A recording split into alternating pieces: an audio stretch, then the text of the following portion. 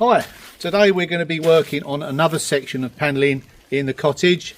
Let's go inside and discuss exactly what I've got in mind.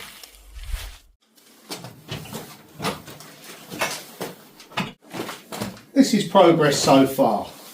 We've got this section in a previous video to splice it together. Pretty pleased with that. It lines up symmetrically with the other panel to the right. We've got the scallop edge predominantly on show. I didn't want to tuck it into the corner there, it'd get lost, so we've got the scallop that end and we've got one right in the other end. What I plan to do in this section of wall here is not use any more of these lovely doors. We've used enough of those. I've got 4 complete doors now that I'm going to be using as doors elsewhere. We're going to be continuing with this thick wide planking that we've got around the kitchen area and on the backrest on the bench over there. I'm going to reflect that side onto here. It's a good use of the materials. There's some difficult angles and yeah, it will tie the two sides together. And yes, funny enough, that was an owl that you could hear in the background even though it is daytime. It's also going to be the material that I use on this wall here as well. Coming around, I have a door on here. This will be the underside of the stairs, and there'll probably be a door on here, which I've got one over in the barn. It's not the scalloped edge one, it's just a plain door. That would be a good use of that there. So I'll have a little measure up of this a little bit later to see whether I can utilise that door there. That'll really tie this area all together. If all goes well, it may be that I can hang the door with these lovely hinges off of this support post here. Wouldn't that look nice? But for now, let's get started on this panelled wall.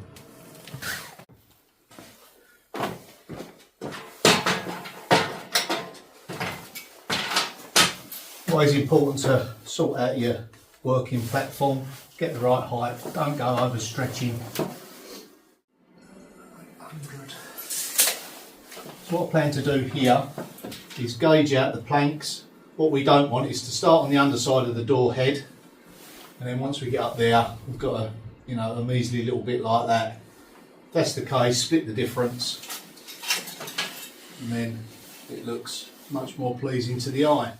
Yep. Now what I'm going to do is just tack these on, and when it comes to insulating I can leave a few on, poke some in so it doesn't start falling out. This steps out here and then continues that way, just how the wall was out. So we've got to put another stud down here to pick up the planking coming across. We're going to need something to fix the end of that too.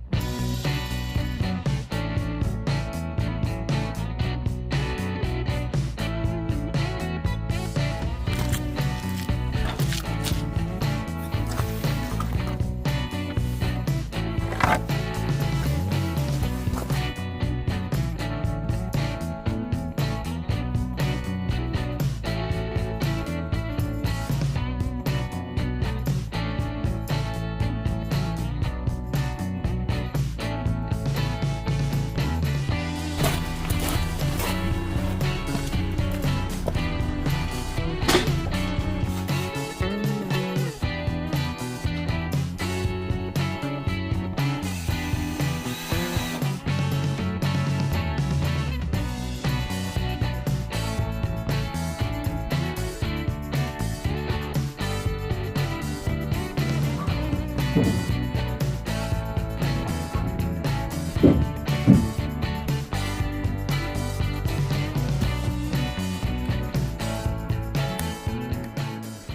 that's looking great. Okay, we've got to work down that side now. But what I think I'll do next, curiosity is getting the better of me now. Could I use one of those doors here? Maybe the square panelled one. Looks like it could fit. Let's try it out.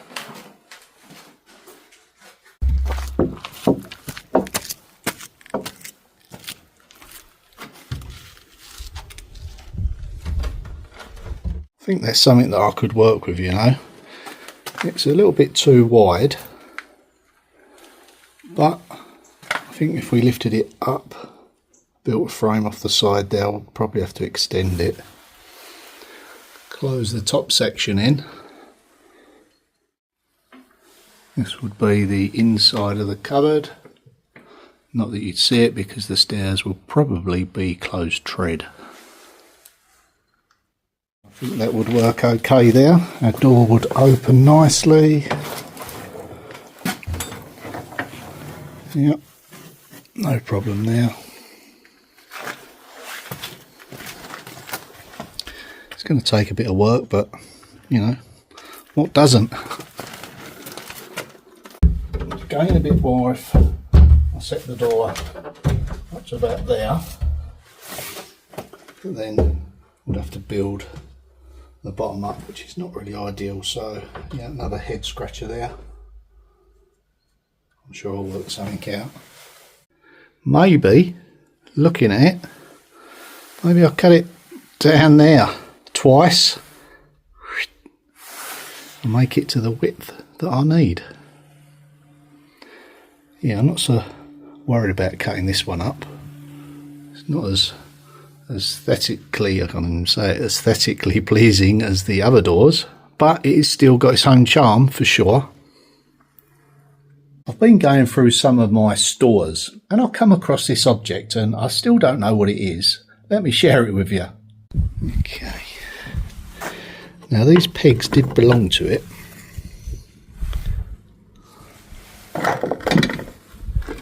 I liked it because it was inscribed. I forget what the inscription is it 17? Can't even read it now. Or was it someone's initials? It's been so long ago. But it's got that funny recess there. Some kind of chip carving. It's very naive. I didn't have a clue what it was.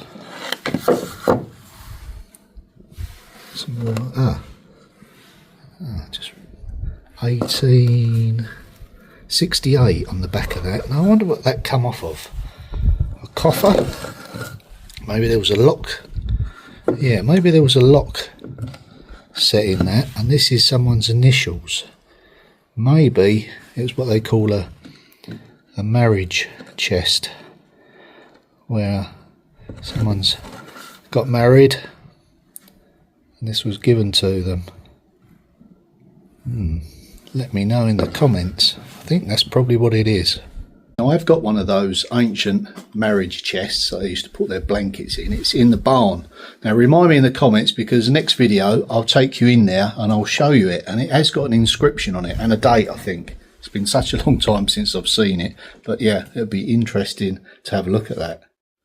So we've made a bit more progress there. I've got to continue down here and it gets kind of interesting into this intersection here. I thought about leaving it open. I thought, well, this reveal will be shorter than this one because we've got the shelf on that part there. So then I thought maybe I'll bring it right out, close it off, and then on the other side that'll be closed off as well. Yes, there's always so much to plan, consider and think about, but that is part of the process and you just got to enjoy it, otherwise it's going to be a long haul, isn't it? Well, that is it for this video. Don't forget to join me and we'll have a look at that marriage chest blanket box and maybe we can shed a bit more light on this. Okay, that is it. Bye for now.